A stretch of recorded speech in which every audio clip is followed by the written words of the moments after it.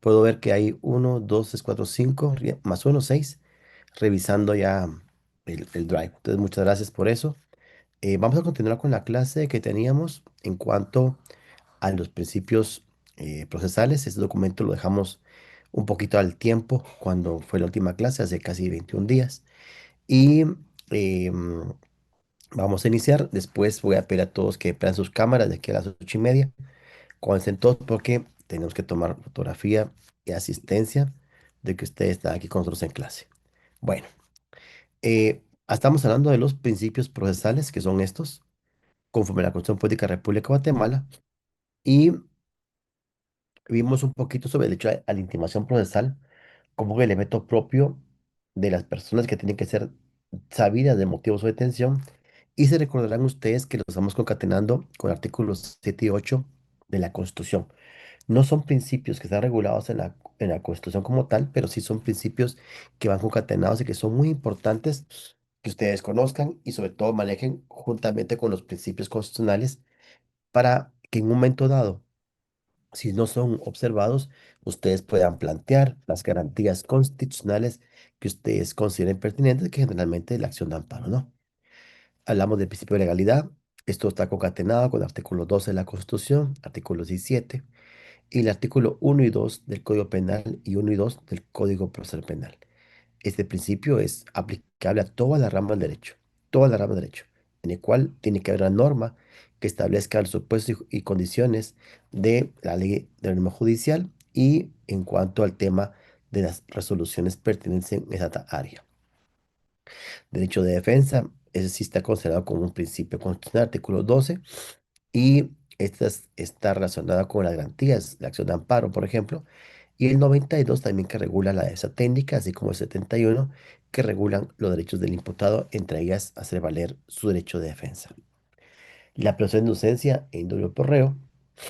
El indulto por reo se refiere a que entre los dos favorece al reo y la presunción de inocencia es un principio y es que en el cual debe ser definitivamente afectado para que se pueda dar la acusación. No se puede dar una sentencia si existe una duda en cuanto a en la ratio decidendi. Esto quiere decir que si yo tengo dudas en cuanto a la comisión de delito o las pruebas no son suficientemente claras, esta duda favorece al reo. Y entonces, en consecuencia, la presunción de inocencia se mantiene. Están concatenados, sí, pero la presunción, digamos que es un principio, y el indulto por reo es una figura que está en procesal con la cual uno establece si existe duda o no en cuanto a razón o probabilidad también, porque no, pues, no hay probabilidades, eso no es, y eso da como consecuencia una sentencia.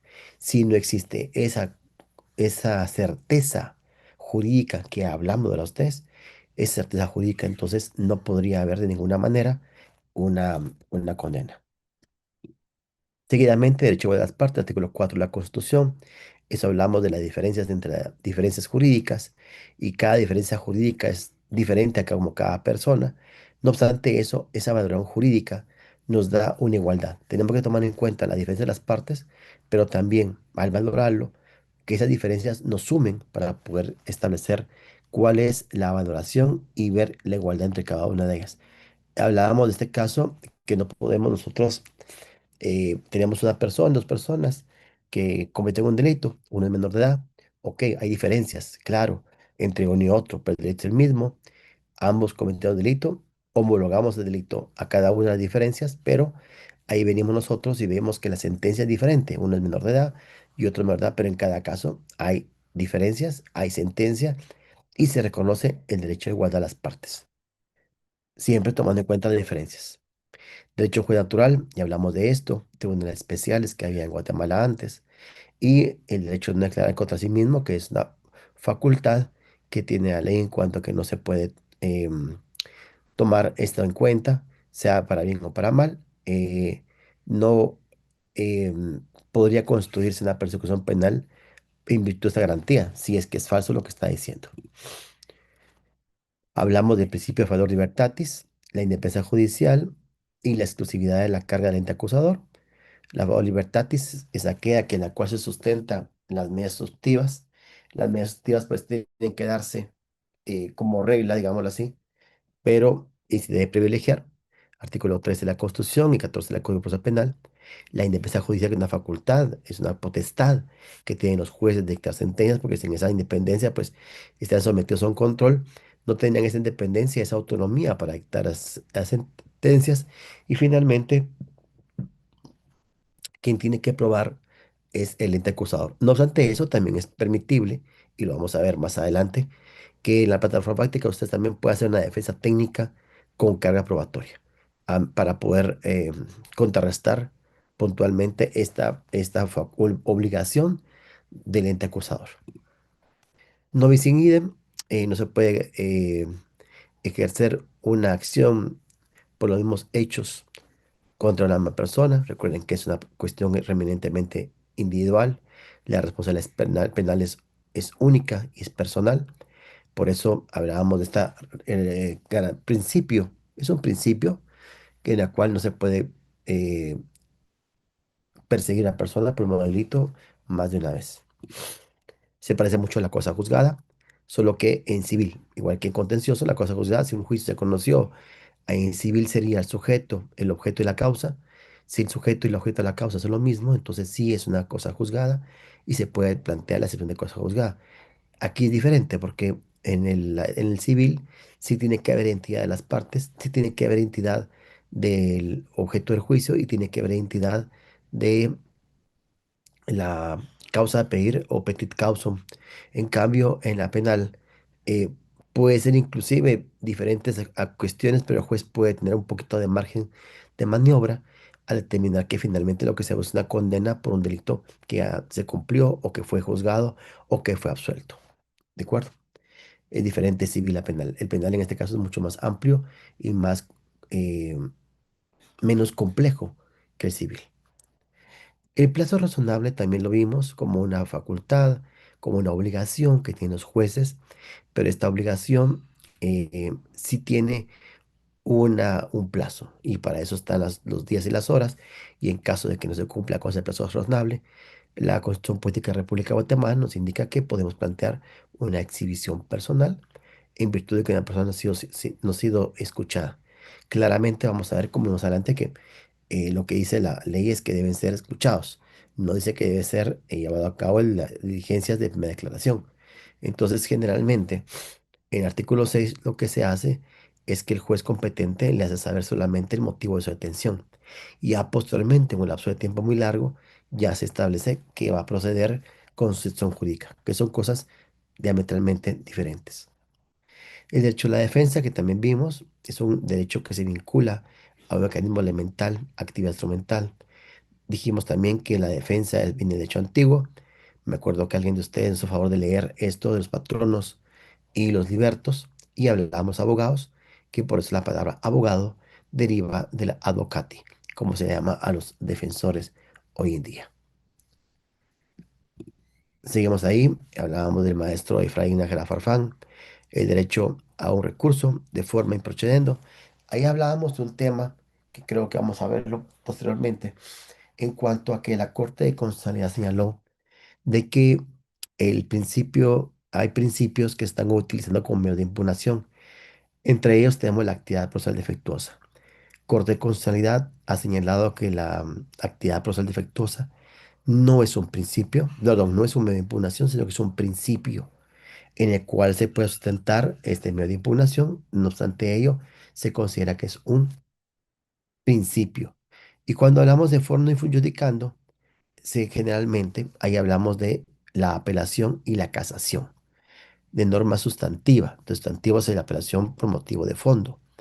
Y esta injusticia nos da como consecuencia la posibilidad de casación y posteriormente la acción de amparo. Tutela judicial efectiva, yo le decía a ustedes que este principio que está consagrado también en la Constitución es un principio de reconocimiento constitucional que permite que ustedes puedan plantear cualquier tipo de acción de amparo y con esta acción de amparo sustentarlo con la tutela. Si ustedes consideran que no están tan claros, lo pueden hacer de dos maneras. Una es con tutela judicial efectiva y la otra es la seguridad jurídica, ¿no? Con esos dos principios ustedes pueden sustentar la acción de amparo si no están muy seguros cuál es puntualmente el principio que considera usted afectado. De lo contrario, estamos bien ahí.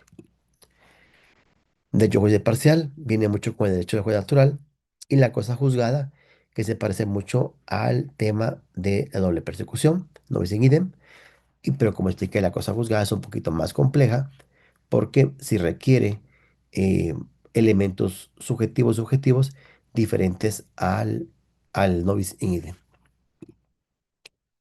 Y aquí entramos a garantías procesales. No hay penas sin ley, penales, no hay pruebas sin ley y la imperatividad. Los tribunales sujetos procesales no paran la forma de proceso.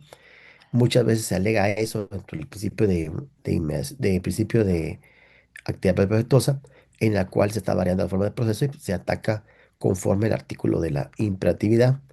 Em, Eso va junto con el nullum, artículo 2 que establece que no se puede establecer ningún tipo de acción de nuestra Corea, sino por actos calificados como delito. Y el derecho de defensa concatenado con el artículo 4 de el procesal penal en cuanto al juicio previo. Muy bien, perdonen aquí, solo quiero ver esto. Aún hay 41. Bueno, muy bien, sigamos bien entonces. La licenciada del Carmen Izquierdo Cordón, ¿usted me haría favor de leerme lo del juicio previo, por favor? María del Carmen Izquierdo. Philip, el juicio Ya. previo. Sí, Buenas gracias. tardes. Buenos días. Buenos días. Nadie podrá ser condenado, penado o sometido a medida de seguridad y corrección, sino en sentencia firme, obtenida por un procedimiento llevado a cabo conforme a las disposiciones de este código y a las normas de la Constitución con observancia estricta de las garantías previas para las personas y las facultades y derechos. Artículo 4 del Código Procesal Penal. Muy amable. Ese juicio previo, entonces nadie puede condenar sometido a juicio. Eso va concatenado con ¿cuál? Con el derecho de defensa, ¿verdad? Eso es un principio procesal y una garantía que tenemos dentro del procesal penal, al igual que esto están aquí. Esto no lo vimos en clase, estamos como que terminando este contenido para que lo veamos. ¿Cuáles son los fines del proceso? Los fines del proceso entonces son la averiguación de un hecho señalado como delito o falta y de las circunstancias en que puede ser cometido, el establecimiento de la posible parcial del indicado, pronunciar una sentencia y la ejecución de la misma. Sigamos. La víctima, el agraviado y el imputado como sujetos procesales tienen derecho a la, miren aquí, tutela judicial efectiva. El procedimiento para la aplicación del principio de proceso debe responder a las legítimas pretensiones. Artículo 5 del proceso penal. Solo después de cometer un hecho punible se iniciará un proceso por el mismo. Artículo 6 del procesal penal. Muy bien. Dijimos que el 204 se va concatenado con este artículo 207, ¿no? Eso quiere decir que el 204, que está concatenado con el 207, nos señala básicamente eh, el tema de que solo un juez puede hacerlo. Licenciado Alan Tobar, ¿me hace favor de leerlo?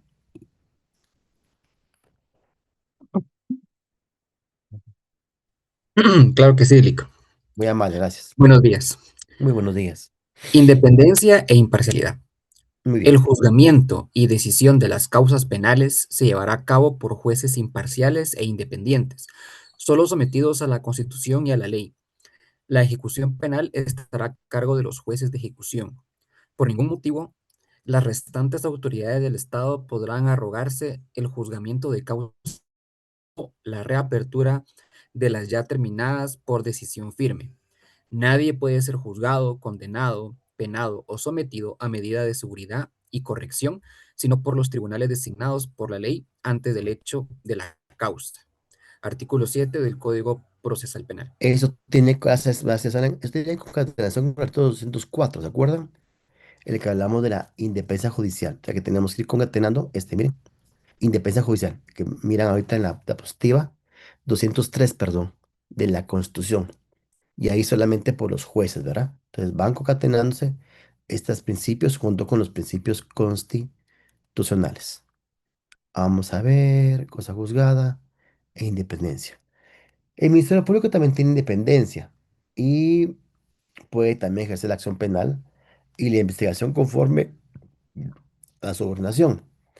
Em, Ninguna autoridad podrá dar instrucciones al jefe del Ministerio Público o en su subordinado respecto a la forma de adelante de investigación. Este artículo tuvo una connotación el día de ayer cuando el Ministerio Público le requirió al Tribunal Supremo Electoral, yo creo que no era lo correcto tribunal, sino que al registro de partidos políticos, sobre la sanción a un partido político se había sido cancelado. El TSE lo que respondió fue que ellos no tenían que dar información más que por una orden de juez competente. Sin embargo, el artículo 8 es claro en cuanto a la forma de investigación. Yo entiendo que hay una investigación por esa cuestión. Entonces, sí hubo una como que una lucha ahorita, un tope en el sentido de ver estas independencia y las facultades. El TSE sí señala que no tiene obligación, lo pueden ver ustedes en prensa, que no tiene obligación, pero el Ministerio Público también es su norma en la cual señala que tiene la facultad de pedirlo. No sé si era el TSE o de repente se lo piden a un funcionario de jerarquía dentro del registro del TSE para poder obtener la información. Pero lo que sí es cierto es que hay ayer, hoy también salió publicado en prensa, que el TCE no quiso cumplir con con una solicitud que el Ministerio Público hizo bajo este artículo, obviamente el 8 y que entiendo yo que el TCE pues dijo que tiene un judicial. Tengo mis dudas porque no es una investigación de información que estaban pidiendo, pero yo tengo mis dudas conforme ese artículo, mire, este, conforme ese artículo. Tengo mis dudas yo. ¿Verdad? Bueno, eso es parte de lo que está pasando en Guatemala el día de ayer. El 9, los funcionarios de empleados públicos guardarán a los jueces tribunales el respeto y consideración que por su alta jerarquía merecen.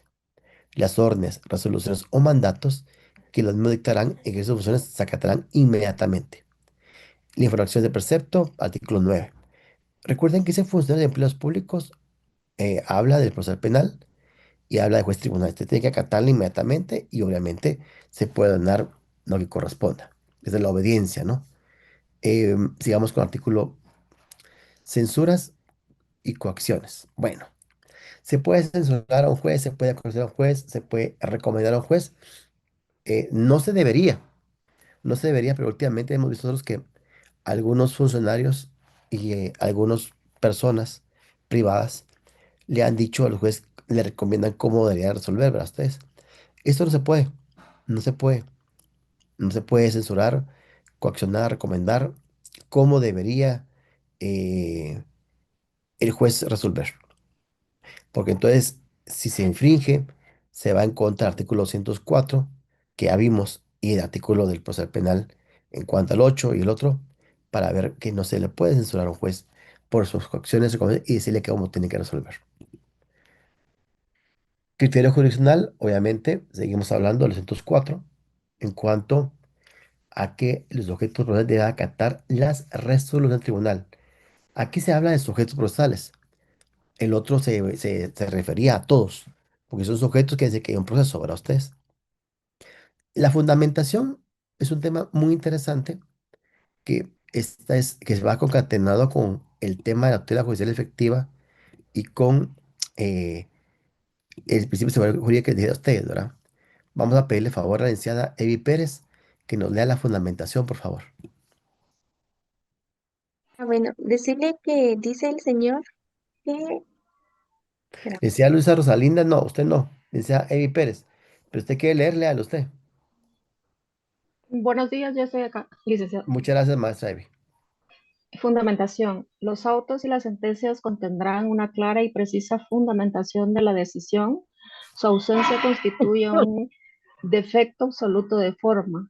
La fundamentación expresará los motivos de hecho y de derecho en que se basare la decisión, así como la indicación del valor que se le hubiere asignado a los medios de prueba, la simple relación de los documentos del proceso o la mención de los requerimientos de las partes. No reemplazarán en ningún caso a la fundamentación. Toda resolución judicial carente de fundamentación viola el derecho constitucional de defensa y de la acción penal. Artículo 11 bis del Código Procesal Penal. Muchas gracias. Ese 11 bis, ese es importantísimo que ustedes lo manejen. Muy importante que lo manejen ustedes porque, perdón, eso me falta aquí, aquí, porque es donde le piden a ustedes que al juez que fundamente bien su resolución. Y si no lo fundamenta, ¿qué pasa? Ustedes ya tienen el 11 bis y con el 11 bis ustedes pueden atacar, como dice aquí abajo, defectos de auto de forma, es un motivo de casación. Casación por fondo, por la falta de fundamentación. Y aparte tenemos el amparo, que también si fuera un auto, un decreto que no teníamos cómo hacerlo, igual el amparo se puede plantear contra la falta de motivación o la falta de fundamentación.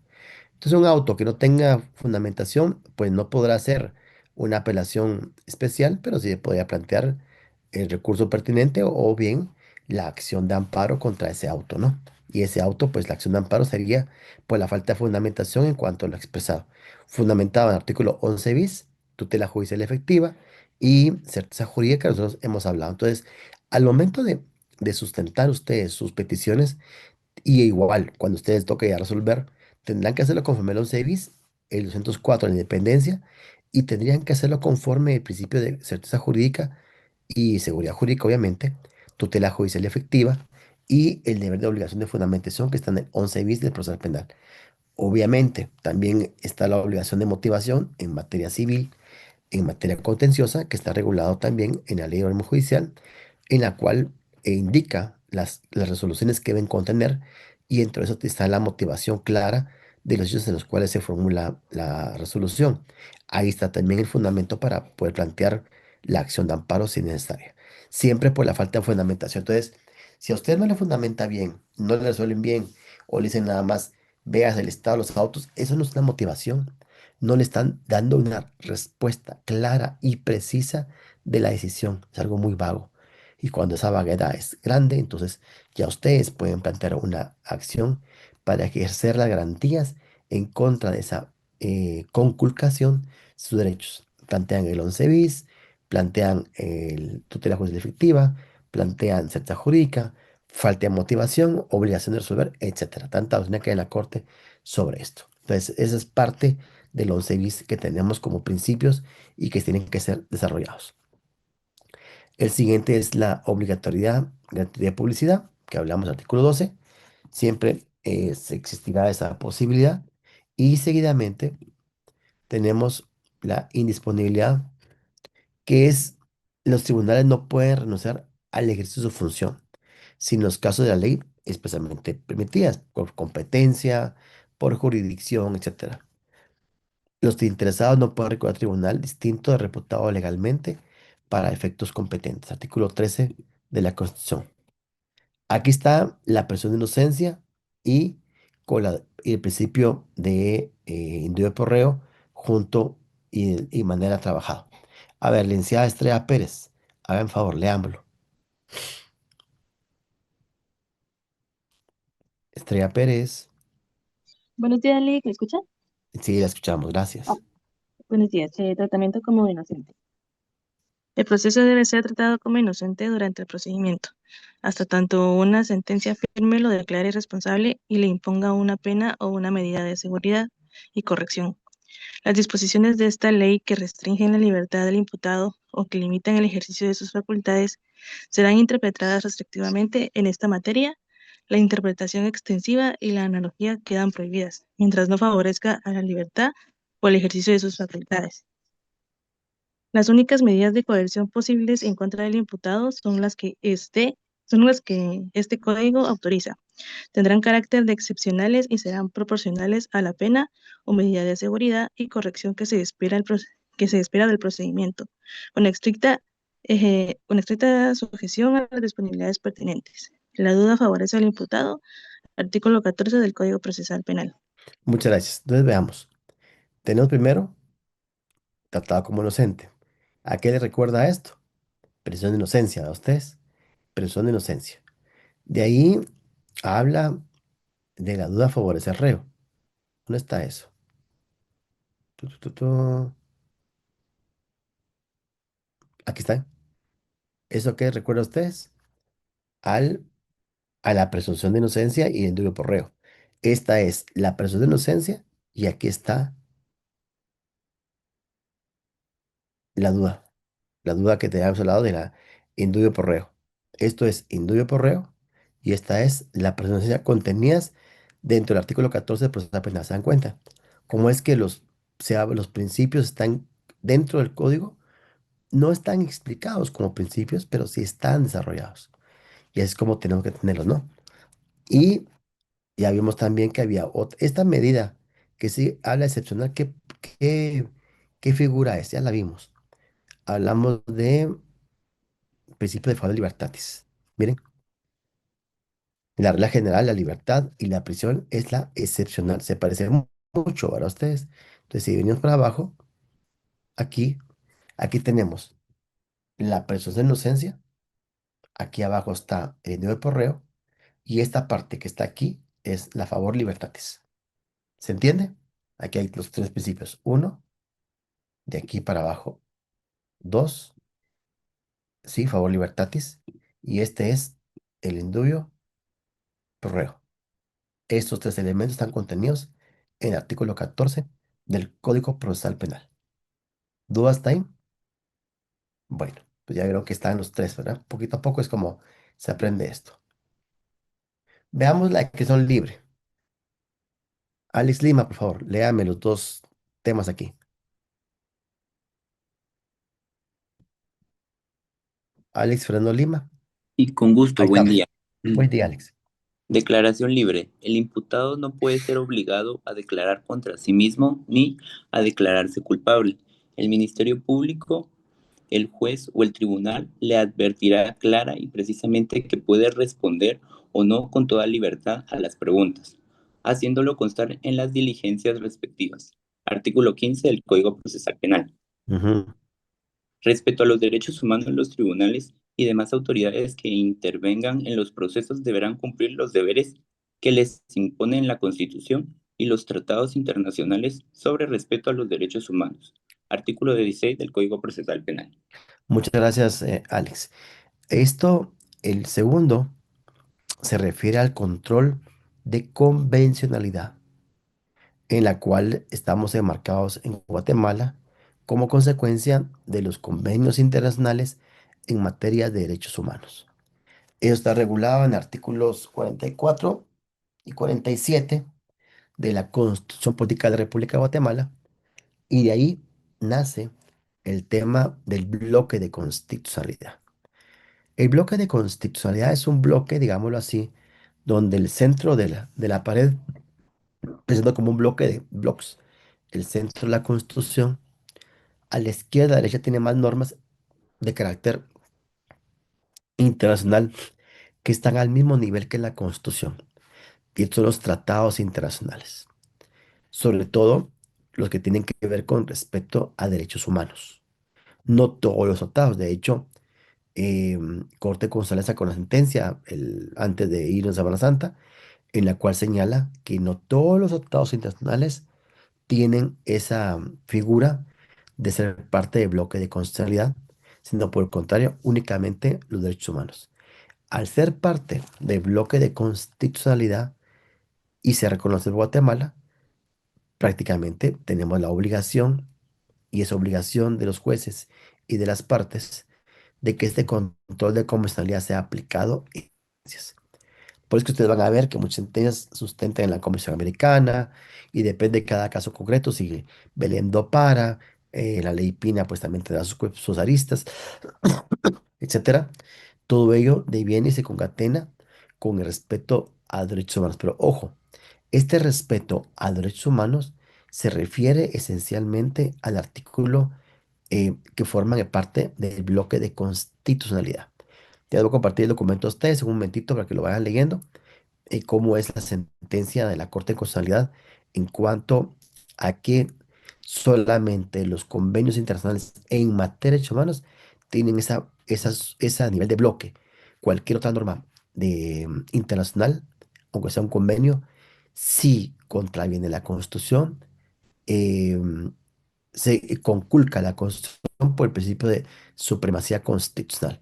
Lo vamos a ver ratito, solo terminamos estas diapositivas y vamos a ver ese documento que hice para que ustedes lo puedan ver también. Fue muy interesante porque entonces la Corte lo que hace es reconocer el control de comercialidad únicamente en materia de derechos humanos y no reconoce otro tipo de convenios si atentan contra la Constitución. Inclusive desarrollan un tema que se refiere a la cláusula de salvaguarda. Eso lo vamos a ver en un momentito. Pero primero quiero que terminemos este contenido que no terminamos. Única persecución. Carmen Zapón, por favor. Maestra Carmen Zapón, artículo 17.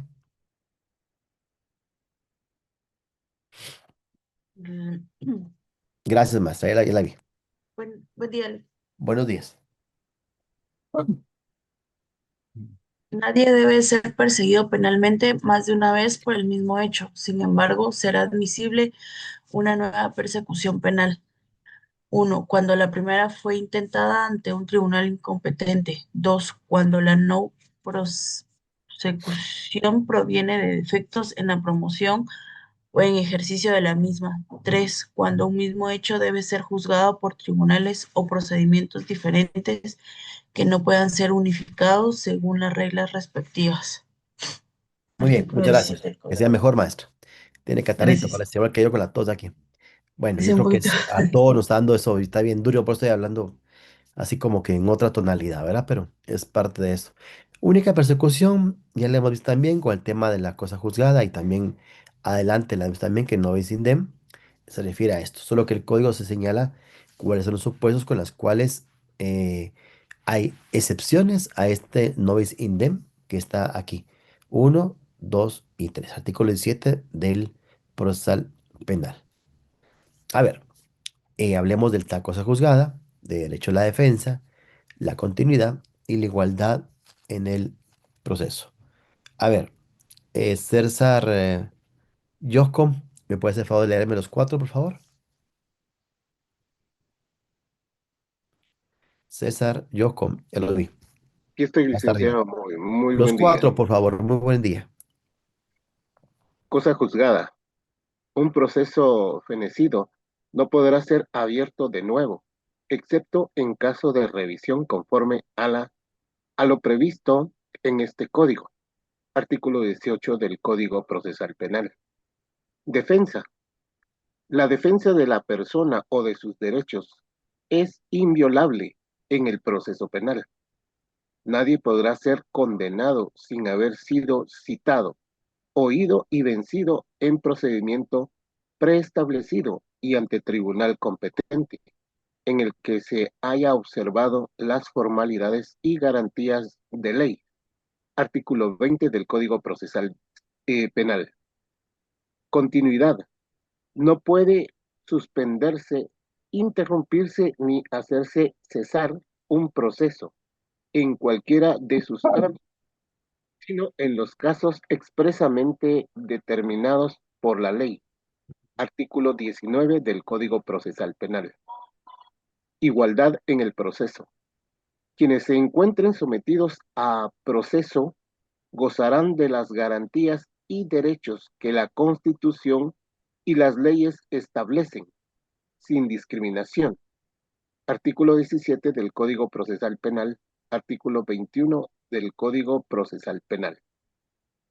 Muchas gracias. Entonces, gracias, maestro César.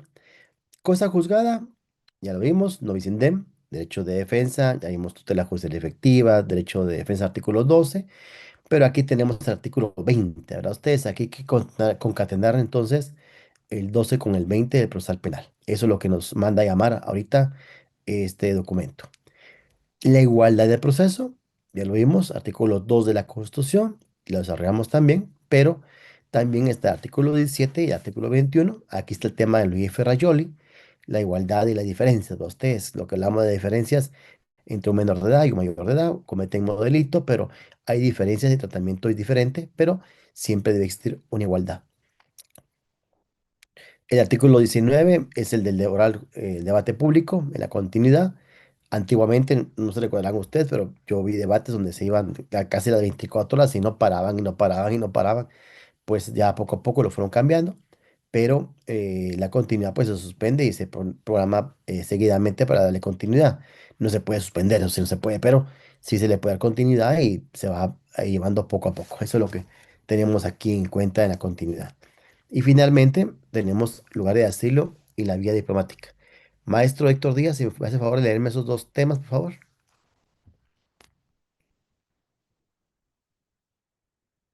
Héctor Díaz.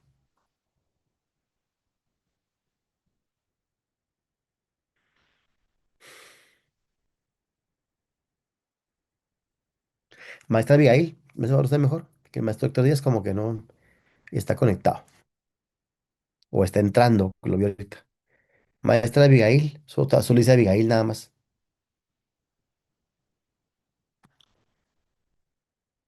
¿Quién es de carnet? 2021 02325 en el Zoom. Tampoco. Ya ha entrado maestro con asistencia, van tres que no encuentro yo.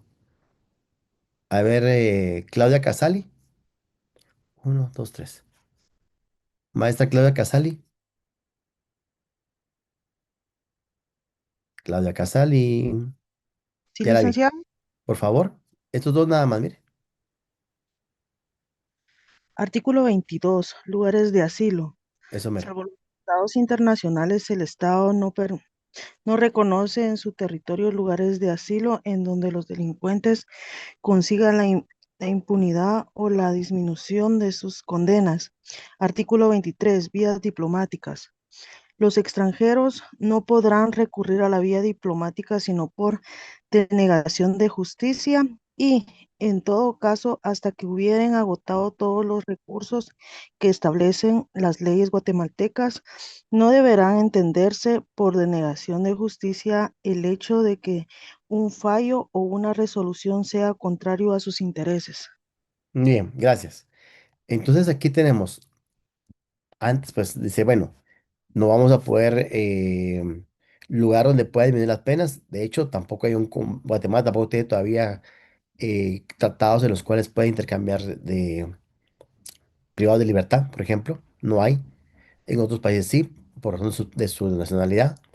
Y en el caso de la ley diplomática, pues no se puede decir que no hubo acción de justicia y irse a una corte internacional por el tema de que le ha ido mal. Obviamente, si no se le dio esa garantía, pues podrá recurrir ante la Corte Americana o ante un tribunal internacional para que se conozca de esto. Bueno, yo como les pedí al principio a todos, quería que me hicieran el favor de revisar que este documento estuviera en el Drive.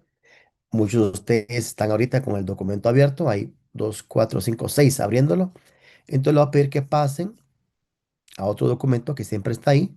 Voy a dejar de compartir y vamos a entrar al otro. Solo que lo que quiero es que, muchas gracias, está izquierdo, se puede entrar. Solo quiero que veamos este documento antes de entrar. Ese no lo compartí, que conste. Vamos a ver, ahorita los paso, pero tú me lo comparto después. Quiero que vean este. Este documento es un poquito grande, pero es un resumen de lo que pasó la sentencia el día miércoles 31. Ahorita vamos a verlo, espérense. Mm,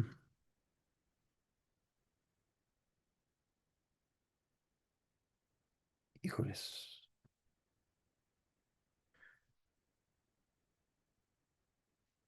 Es el análisis de la ley sobre la sentencia que la Corte recién sacó. Es muy importante que la vean ustedes. La vamos a ver muy rápidamente. Entonces, le hicimos el martes. Ay, Dios. ¿Dónde estás? Te veo.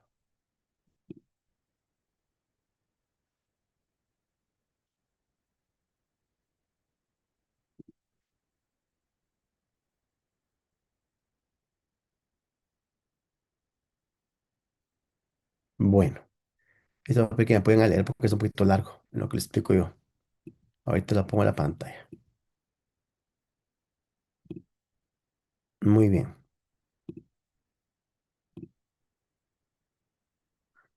Es el Drive. Gracias, maestra Evi. Aunque yo creo que todo lo tienen ya, pero igual, gracias. Ahorita vamos a ver esto aquí. Vamos a ver cómo hago para compartirles a ustedes.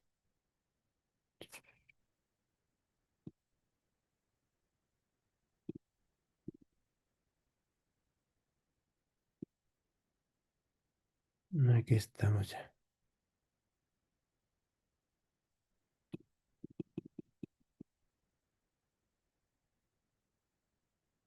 Ah, no sé, mira. Ahorita vamos. Bajo esta y subo esta. Tampoco. Esta. ¿Cómo hago para que se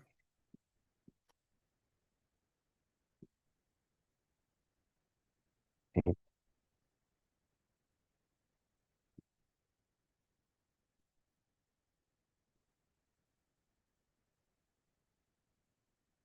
Ah, pero no me deja. Vamos a reducir un poquito. ¿Dónde es el archivo? Ahí está, ya te vi. Te tengo, ya te tengo. Ay, alguien me hizo favor de compartir ya el drive. Verifiquen también, este documento que vamos a ver ahorita no está ahí, pero agradezco el apoyo con eso.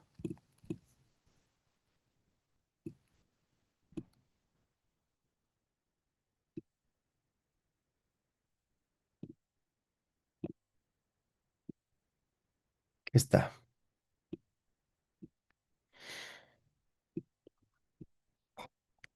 Muy bien.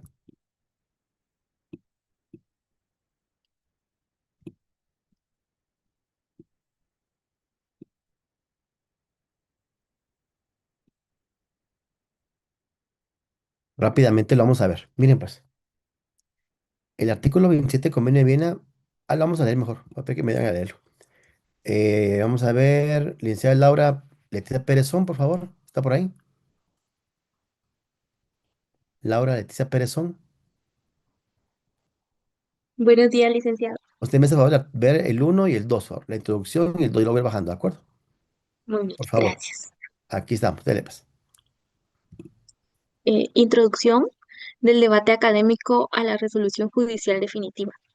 El presente análisis actualiza el documento original incorporando los fundamentos y la parte resolutiva de la sentencia emitida por la Corte de Constitucionalidad. El 31 de marzo de 2026, en dicha resolución, la CC otorgó amparo definitivo y dejó en suspensión permanente el Acuerdo Gubernativo 65-2026, mediante el presidente Bernardo Arevalo. Había ordenado el retiro total de la reserva formulada por Guatemala. El artículo 27 del Convenio de Viena sobre el Derecho de los Tratados, 1969. El caso trasciende la anécdota política y se convierte en un hito jurisprudencial para el derecho guatemalteco, pues la CC reconoció la facultad presidencial de retirar reservas en principio, artículo 183, literal O, Código Notariado, pero sujeto esa Es facultad, la Constitución Nacional o perdón, Constitución Política. Sí, no, no, ya está ahí es civil, está el nombre. Es la Constitución Nacional o Código o la Constitución Política de la República de Guatemala, por favor. Es la reserva que al principio el presidente tiene la facultad de reservarlo. Lo que estamos viendo aquí es que el artículo 27 de Berna permite, ¿para qué sirve? El 27 es una norma en la cual Guatemala se reservó en cuanto a que todo convenio internacional debía ser aprobado por el Congreso, ¿sí? Señor presidente, pues quitó la reserva y ahora la norma de carácter internacional no de bloque de constitucionalidad podía integrarse a las normas ordinarias del país. Y por eso se planteó el amparo. A ver, sigamos, maestra, por favor. muy bien, vale. Estableció que la reserva del artículo 27 no era una mera formalidad, sino una cláusula de salvaguarda de la Constitución frente al derecho internacional pactado no relativo a derechos humanos. Ajá, o sea, cualquier norma internacional que no sea Dos, de derechos humanos sí tiene que protegerse conforme al artículo 27, no dejarlo abierto como está en un principio, como cuando el señor presidente llevó eso. Sigamos el 2, diga el 3. El artículo 27 del Convenio de Viena y la Reserva Guatemalteca, contextualización corregida. El documento original describe correctamente el contenido del artículo 27. Sin embargo, con base en la sentencia deben precisarse dos puntos cruciales. Aspecto, precisión según la CC. Función del artículo 27. No es una regla de jerarquía normativa. No coloca automáticamente los tratados por encima de la Constitución, sino una regla de responsabilidad internacional. El Estado no puede excusar su incumplimiento alegando su derecho interno. Reserva Guatemalteca 1997. No fue una reserva interpretativa genérica, sino una condición expresa del consentimiento estatal. Guatemala aceptó el convenio siempre que el artículo 27 no se interpretara en el sentido de subordinar la Constitución a ningún tratado. Punto, La y ahí CES neguerías, punto y neguerías, con excepción de la materia de derechos humanos. Esa sentencia salió el día martes santo, salió esto. Y aquí hay una pequeña análisis que hice yo, que someto a conocimiento de ustedes. Por eso les decía a ustedes, Corte ya dijo que si es en materia de derechos humanos, sí forma parte de la Constitución y se conoce como tal como bloque de constitucionalidad. El resto no, y el sustento es esta sentencia que estamos viendo. Perdón, maestra, continúe. Gracias. La CC Gracias. destaca que esta reserva operó como un mecanismo legítimo de armonización entre el derecho internacional y el principio de supremacía constitucional. Artículo 44, 175 y 204. De la Constitución Nacional, la Constitución Política de República de Guatemala. Si me hace favor, leer el 3 Muy bien. El Acuerdo Gubernativo 65-2025 y la Reacción Constitucional Cronología Judicial. El documento original menciona el amparo provisional del 20 de mayo de 2025. La sentencia de 2026 añade datos relevantes. 27 de marzo de 2025, el presidente suscribe el Acuerdo Gubernativo 65-2025 retirando las reservas. El 10 de abril de 2025, el Ministerio de Relaciones Exteriores notifica el retiro al secretario general de la ONU, depositario. El 5 de mayo de 2025, publicación en el Diario de Centroamérica. 8 al 15 de mayo de 2025, 8 acciones de amparo presentadas por ciudadanos, partidos políticos, Viva, fundaciones, SEDECON, Fundación contra el Terrorismo y particulares. 20 de mayo de 2025, la CC otorga amparo provisional, suspende el acuerdo y ordena revocar la notificación a la ONU. 31 de marzo de 2026, la sentencia definitiva otorga amparo y declara la suspensión definitiva del acuerdo gubernativo.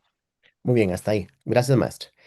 3 puntos. Véanse la fecha del acuerdo, véanse la fecha en que el ministerio notifica el retiro, vean la fecha hasta cuándo se publicó el acuerdo.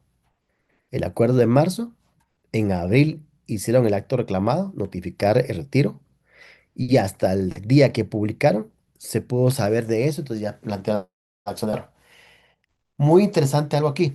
Ustedes dirán, pero mire, maestro, toda la vida hemos aprendido nosotros que los amparos son contra actos reclamados, no contra leyes. Y el acuerdo normativo es una ley. Ahí tiene que haberse planteado una inconstitucionalidad, me dirían, y tendrían en parte razón, muy buena razón. El tema aquí es que el acto reclamado no lo constituye el acuerdo, porque si se dan cuenta, el acuerdo fue publicado mucho después de esto. El acto reclamado es el acto reclamado, ¿eh? Este, la notificación de retiro. Y por poquito, si no eran publicado, no le da tiempo aquí al amparo, porque son 30 días, mire, casi no le da tiempo. Por eso corrieron con el amparo. Mire. Entonces el ministerio dijo, momentito, dijeron, si ustedes ya publicaron y cumplieron con esto, el acto reclamado es no este. Pero como van a ver a ustedes ahorita, ¿qué pasó con el amparo? Suspende en cuanto al acto reclamado este depósito y también el acuerdo. Interesante esta sentencia porque por medio de un amparo se está suspendiendo una norma, cuando toda la vida hemos sabido que las normas se suspenden por inconstitucionalidad y se sacan del ordenamiento jurídico por dos formas únicamente: por la acción de inconstitucionalidad o por derogatoria expresa por el Congreso de la República. De lo contrario, no se puede de otra forma, salvo este caso concreto en el cual la Corte entró bajo el acto reclamado, que es a suspender el 1 de abril, suspendió este y este, mire, estos dos, lo suspendió Y aquí está, miren. Y revocar la notificación. A ver, ¿será que el presidente va a poder revocar la notificación? Muy difícil. Muy difícil porque ya eso ya se hizo. Pero bueno, y vamos a ver qué pasa. Bueno, vamos a ver el artículo 4. El numeral 4 habla de lo que la Corte entró a conocer en ese momento y cuáles son los elementos que ellos tomaron en cuenta para esto. A ver, licenciada Lesbia Flores, si me hace favor, léeme el 4 si fuera tan fina. Buen día, Lesbia doctor. Flores. Sí, ahí la vi. Gracias, maestra Lesbia. Gracias. Numeral 4, la sentencia de la, CC, bueno, de la CC, más análisis rápido, de sí. sí. 4.1, legitimación activa, interés supraindividual. La CC rechazó los argumentos del Ejecutivo sobre falta de legitimación de los amparistas. Consideró que el caso afecta el orden público constitucional en su conjunto y que existe un interés homogéneo y supraindividual de todos los guatemaltecos en defender la supremacía constitucional. Ujú. No se exigió acreditar un agravio personal y directo, excepción jurisprudencial relevante. Paremos ahí. ¿Qué pasa? Cuando ustedes sean abogados van a plantear amparos por sus patrocinados, pero ustedes tienen nombre y apellido. Carlitos Pérez, sindicado. María de los Ángeles, proceso civil, demandante, ¿sí? Está bien definido que es. Y por ahí un principio en materia constitucional que señala que por el principio de personalidad, solamente la persona a la cual plantea el amparo en caso otorgue, le va a restablecer los derechos conculcados. O sea, es personalísimo, igual que el proceso penal. Sin embargo, como aquí era una cuestión eminentemente del gobierno, del tema ejecutivo, el Ejecutivo estaba cuestionando la legitimación activa de los postulantes, indicando que eso no lo pueden hacer eso, que en todo caso tenía que haber hecho la PDH o la PGN, indicando esto, pero entonces vino la Corte y dijo, no, recuerden que ustedes los abogados juraron defender la Constitución y en consecuencia el derecho de ser un interés homogéneo del orden público y sobre la supremacía constitucional, cualquiera lo puede hacer y por lo tanto no se exige un agravio personal directo, que ese es el elemento principal de legitimación activa en materia de amparo. Si no hay un agravio personal directo, no se puede plantear el amparo. Aquí fue al revés, es una cuestión como que difusa, digámoslo así, grande, porque hay un interés supra individual. Esto es como dice aquí, es una excepción jurisprudencial relevante, porque entonces hay acciones en las cuales usted puede plantear, aunque no tenga un interés particular, como pasa con las inconstitucionalidades, pero en este caso sí se permitió. Por eso estamos aclarando que es un elemento distinto. Pues ustedes van a estudiar, cuando estudiamos nosotros la legitimación activa, vamos a decir que es un agravio personal directo. Si no, no hay legitimación. Esa es la regla, con excepción de este caso. Es el primer caso que hay también. Bueno, siguiente maestra 4.2. 4.2, publicidad del acto, artículo 30 CN. Los amparistas alegaron que el acuerdo se notificó a la ONU antes de publicarse en el diario oficial. La CC desestimó este agravio porque el acuerdo gubernativo 137-2002 permite publicar los actos que afectan instrumentos internacionales después de que hayan cobrado vigencia internacional. Además, la Convención de Viena no exige publicación previa para el retiro de reservas. Por tanto, no hubo violación al principio de publicidad. Paremos ahí. Sin entrar en contradicción con la corte. Los que están en la calle me van a decir a mí ustedes. Supónganse que esto ha sido un lanzamiento de cualquier hijo de vecino. Y vienen ustedes y dictan la resolución en la cual se dicta el lanzamiento de una persona de un inmueble. Se realiza el acto y después se publica. Notifica, perdón. Eso no se hace en la calle. O obviamente no, porque cada lado de ustedes no fueron notificados. Entonces, ¿cómo van a hacer el acto reclamado sin haber notificado? Y aquí la Corte, con el debido respeto, está sustentando esta publicidad conforme otro acuerdo nativo, que es un acuerdo de presidencia.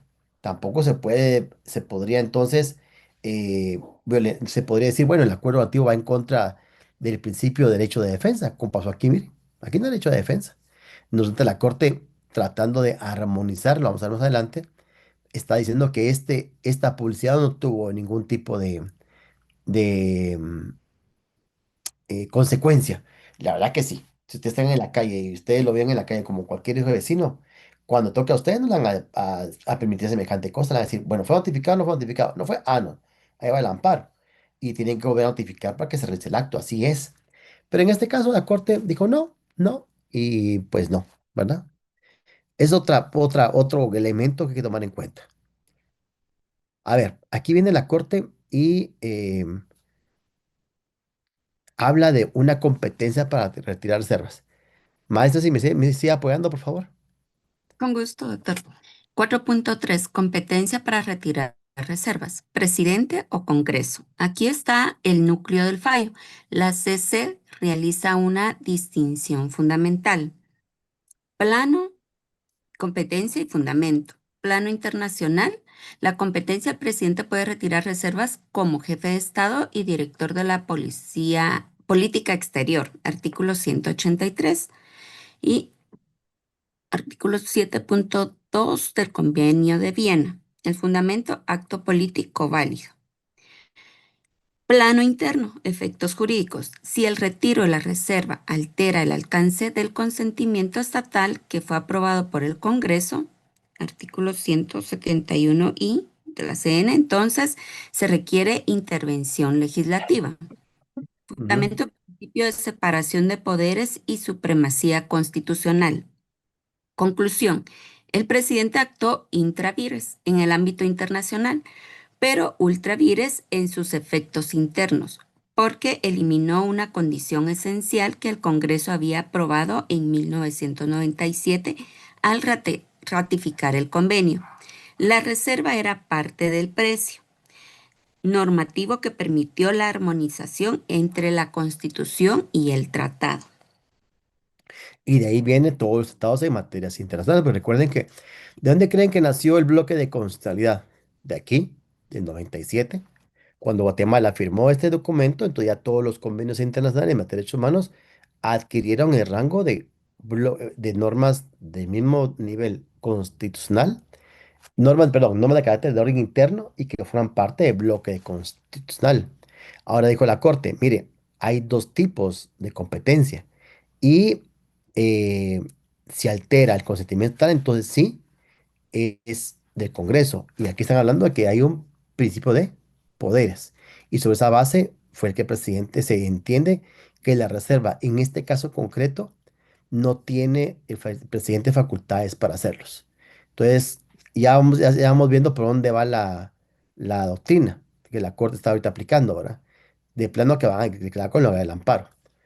A ver, sigamos con licenciada Elma Dulce María Chu Ávila, por favor. Sí, licenciado, buenos días. Ah, qué eficiente usted, maestro, rápido. El Si me hace favor de apurarme con la cláusula de salvaguarda, por favor. Ok, 4.4. La reserva como cláusula de salvaguarda de la supremacía constitucional. La CC enfatiza que la reserva al artículo 27 no buscaba incumplir tratados, sino preservar la jerarquía constitucional. Cita su propia jurisprudencia, expediente 280-90, el 1250-2004, para recordar. Punto número 1, el bloque de constitucionalidad solo opera para tratados de derechos humanos. Punto Artículo. ahí, solo recalquen eso, por favor. Por favor, Corte nos está dando ya señas del bloque de constitucionalidad. 44 y 46 de la Constitución Política de la República de Guatemala. Por favor, ahí estamos. El bloque sí es obligatorio el cumplimiento. Y le va a hacer a ustedes para toda la vida en penal. Y cuando les toque civil y contencioso, también. Maestra, siga, por favor. La Convención de Viena no es un tratado de derechos humanos, así lo reitera la CC en el considerando quinto, páginas 55 y 56 de la sentencia. Por tanto, ningún tratado puede relegar a la Constitución, ni siquiera mediante el principio pacta sunt servanda.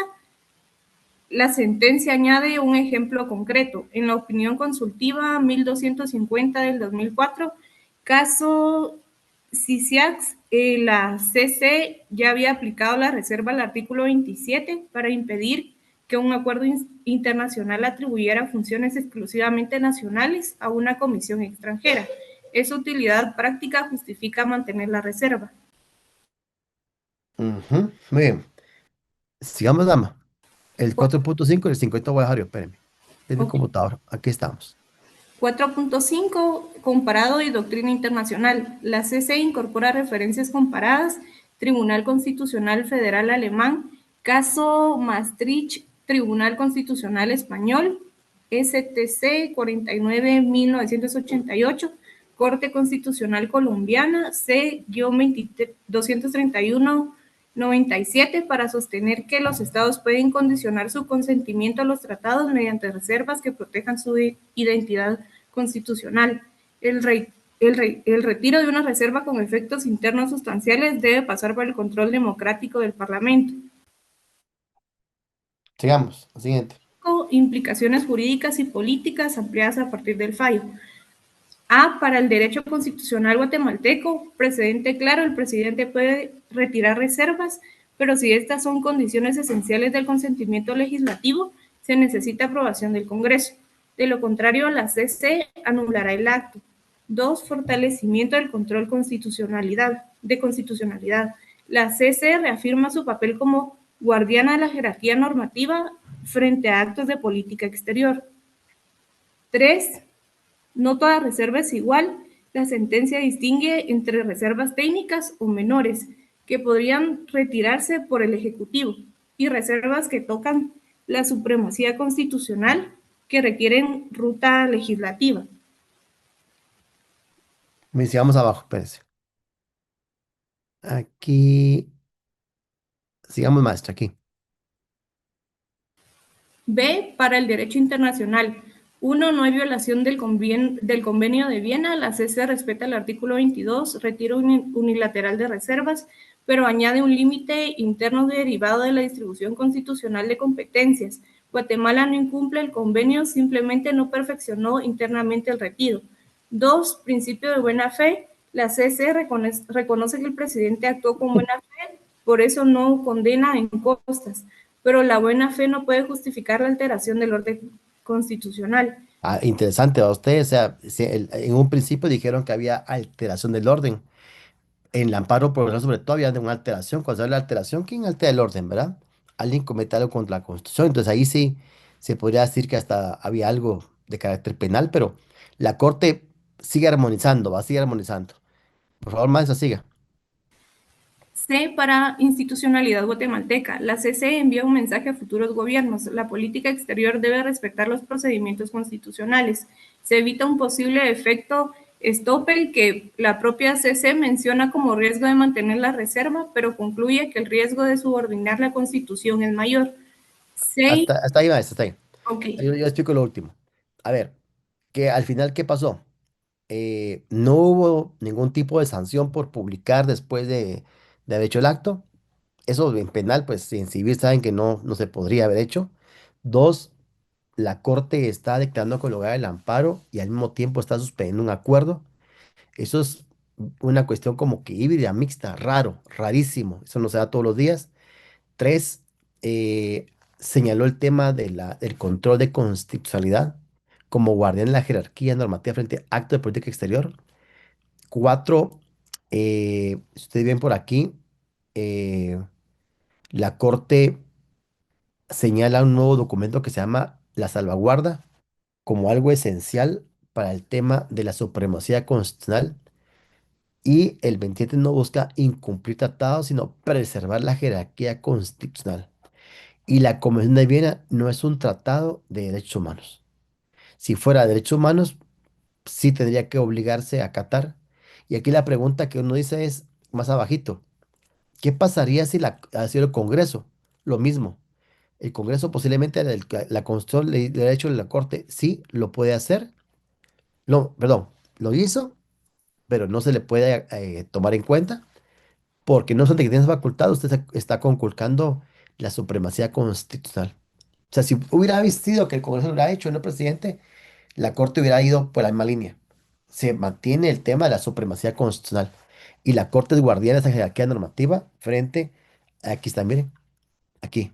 O sea, si hubiera sido el Congreso que lo hace porque la ley lo señala y hubiera logrado la mayoría, igual, de todo modo la Corte ha dicho que no, ¿verdad? Y Estamos claros de que la Convención de Viena no tiene que ver con temas de derechos humanos. Si es con temas de derechos humanos, ahí sí, no hay Viena que para. Bueno, y aquí tenemos un tema. La sentencia de la Corte es un modelo a ser ponderado. No declara la inconstitucionalidad facultad del presidente de retirar reservas, sino que la condiciona a que no se neutralice el consentimiento estatalmente originado por el Congreso. Dos, otro tema también importante es que se declaró un amparo y también una ley, sobre una ley. No se puede, como lo repito, es solamente las inconstitucionales, pero en este caso se hizo. Y tres, aquí la Corte señala que el bloque de constitucionalidad se refiere a normas de derechos humanos y que son parte, obviamente, por aquí lo dijo, son parte de la Constitución. O sea, ya dijo la Corte, mire, el control de convencionalidad se aplica por de, eh, tema de derechos humanos, pero a cualquier cosa que no sea derechos humanos es en contra de la Constitución y en consecuencia la Corte va a entrar a señalar que no es. Y el bloque de constitucionalidad es una figura que la Corte ha reconocido, pero únicamente como derechos humanos. Eso es lo esencial de este documento, que es la sentencia, un resumen muy rápido de la sentencia esta, que fue publicada el 39 de marzo de 2026, martes santo fue publicada, pero que era muy importante traerlo a colación porque viendo el bloque de constitucionalidad, viendo el control de constitucionalidad y viendo los principios constitucionales, teníamos que ver esa sentencia que era muy, muy importante. Bueno, voy a quitar esto de compartir. ¿Dudas hasta ahí? No tenemos dudas. Bueno, em, seguidamente, solo para revisar, porque ya casi que vamos a terminar, voy a intentar entrar nuevamente en nuestro Classroom. Ujú, ujú, para que veamos los documentos que tenemos ahí. Según yo estaba metido, pero ya me sacó. Por eso es que no uso Meet, porque Meet lo saca uno por todos lados.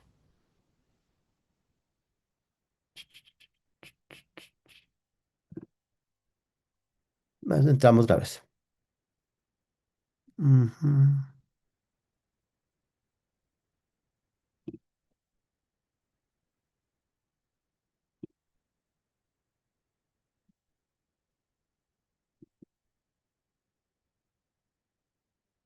Muy bien, entonces les voy a pedir.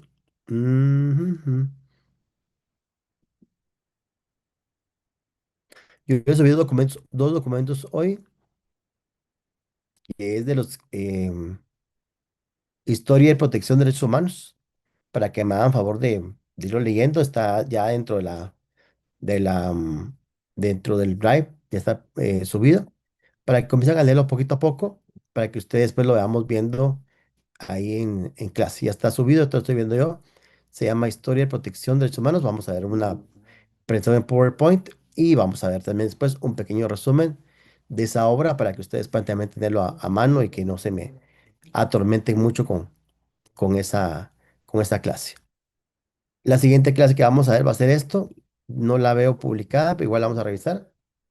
Será los derechos humanos en Guatemala y historia, evolución y marco institucional.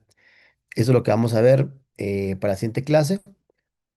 Les quiero comentar que el día de hoy tenemos instrucciones de que las clases son en línea permanentemente hasta que hasta que las autoridades nos indiquen si hay algo diferente, pero por el momento no tenemos ninguna, ningún comentario al respecto por el momento. Entonces, sí le voy a pedir favor de que estemos atentos a ello, pero por el momento vamos a continuar con la clase que va a ser esta. Bueno, vamos a dar 5 minutos más y paramos. Bueno, hablamos de que el bloque de constitucionalidad está regulado en Guatemala. Ya dijimos que el bloque está señalado dentro del el control de convencionalidad. Ya dijimos que derechos humanos sí forman parte de esto. Entonces veamos los fundamentos de la dignidad. Los derechos humanos son producto de la historia y las luchas por la dignidad humana. Su objeto es limitar la actuación estatal y establecer un espacio mínimo de facultades y son indicadores de grado de organización social. En Antigua, tras la conquista de Babilonia, Ciro el Grande liberó a los esclavos y estableció un primer derecho a elegir la propia religión, la igualdad racial entre los pueblos, y estos son los precedentes de los primeros cuatro artículos de la Declaración Universal de Derechos Humanos. En el modo inglés, pues recuerden ustedes cuando estudiamos el Estado, pues nos hablaban de la Carta Magna, ¿se acuerdan? Que es aquella carta que supuestamente inclusive en algunas películas salen que es Robin Hood el que está hablando de esa Carta Magna, etcétera, ¿no? El pacto para limitar, o Ricardo Corazón de León, el pacto para limitar el poder arbitral del rey, 1915, Habeas Corpus de 1679 que se refiere a las apresiones arbitrarias, y el Bill of Rights, consolidación de las libertades públicas en general.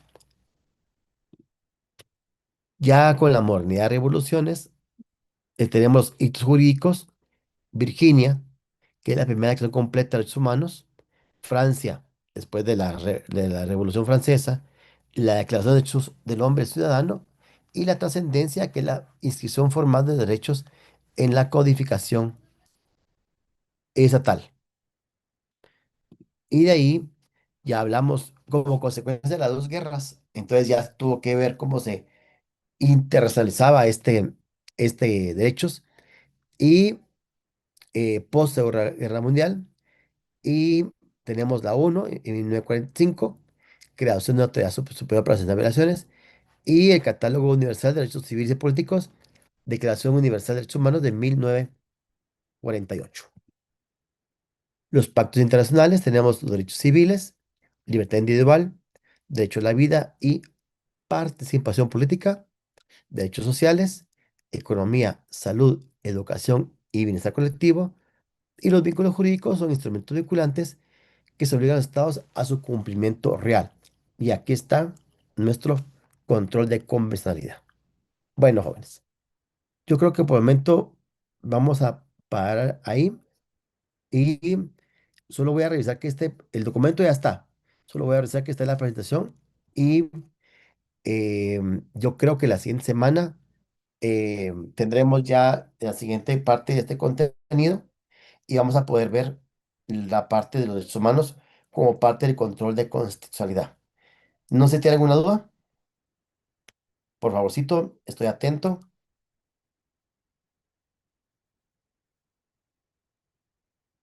O todos están dormidos, si no pregunto yo. Eso no es problema. Vamos a ver. El El documento que documento de le sentencia. es ¿Quieren la sentencia o quieren el resumen? el resumen, el que estamos Ay, ay, leyendo. ay, ay, Zaira, no. Lo voy a dar la sentencia, son 65 páginas. Para que lean toda la sentencia. Bueno, Las el dos resumen quiere cuestiones. aquí don Jorge Sandoval. Resumen. No, los Dale. dos está bien, pero vamos a leer el A ver, vamos a preguntar. El 2 de mayo habrá clases. Uy, no sé. No sé si hay clases. Yo les confirmo si hay clases. Y creo que sí. Creo que sí. Chicos, ¿ustedes firmaron ya asistencia? Jóvenes, Sí, ya ¿por dónde? ¿Por el chat de aquí o por el chat propio de ustedes? Es que no nos lo vi mandaron el link en el al WhatsApp. WhatsApp. Ah, Ajá. perfecto. Es que no lo vi por aquí y por eso estaba yo bien preocupado de que no han firmado y, ay Dios, ¿qué vamos a hacer? Asistencia, asistencia, va. La sentencia, va, lo voy a compartir los dos. Y les voy a compartir también este documento, este de garantías. Yo creo que sí lo compartí, que no lo miro, miren. A ver, tan linda su claro y no lo lee. Aquí está el diccionario, aquí la historia breve, los derechos que se resumen de esto. Sí, falta la presentación. Aquí está la garantía, miren lo que vimos hoy. Esa es la clase de hoy. De aquí lo descargamos, miren. Ahí está, ¿ve? Esta ya está. Entonces ya está, lo que falta solamente es esta, ¿ve? Y listo. Y más el documento que lo voy a compartir con mucho gusto. ¿De acuerdo? Bueno, entonces ya estamos. Paremos ahí, chicos. Yo creo que están cansados igual que yo. Solo que yo estoy con la voz que estoy cada vez más lento. Pero dejémoslo ahí. Primero Dios, seguimos la semana entrante. Y les avisamos también el lunes si hay clase del 2. Yo creo que sí va a haber clase del 2. Estoy casi seguro porque viernes hay asueto, pero de todos vamos a preguntar. Con mucho gusto, ¿de acuerdo? Les deseo una bendecida semana, un gran abrazo, mucho cuidado en la calle y los espero la semana entrante. Vamos a hacer examen, creo que la primera semana de mayo. Un parcelito que lo voy a dejar abierto para que ustedes lo puedan desarrollar en 24 horas, ¿está bien? O sea, poner a las 12 del día y terminar domingo a las 12, ¿les parece bien? Creo que sí, ¿verdad? O lo hacemos en una sola clase con las ventanas abiertas y todo. No, no. Mucho estrés. A mí me estresa eso. Y a ustedes también. Entonces vamos a hacer un examen así más o menos. No, doctor, yo sé que no. Entonces, vamos a hacerlo así mejor. Un pequeño parcial de comprensión, ¿verdad? Bueno, los veo pues jóvenes, primero Dios. Sigan ánimo con sus clases, ánimo con sus temas de justificación y su justificación, que tenemos que terminar también con eso con el licenciado Chapas. ¿De acuerdo? Que estén muy bien y paremos hasta aquí. Feliz fin de semana, que estén muy bien. Qué bueno que Gracias. firmaron.